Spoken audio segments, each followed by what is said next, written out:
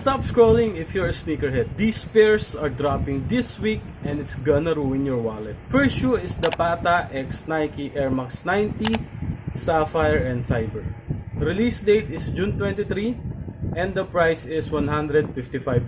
I'm really not a big fan of both of the colorways, but the cream laces are nice. Second shoe is the Kobe X Nike Air Force 1 Low Soft Yellow. Release date is June 24 and the price is around $130.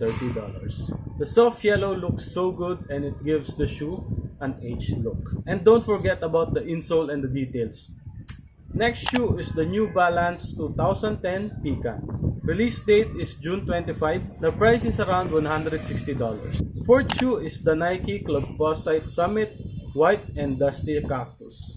Release date is June 26. The price is around $140. Next shoe is the Nike Air Flight Posite Dusty Cactus. Release date is for June 26. The price is around $250. Next shoe is the Adidas Dame 10 Lime Burst.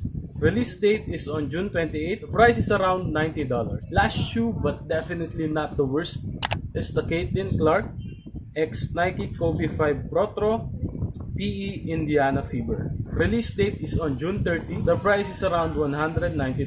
That's all. Bye!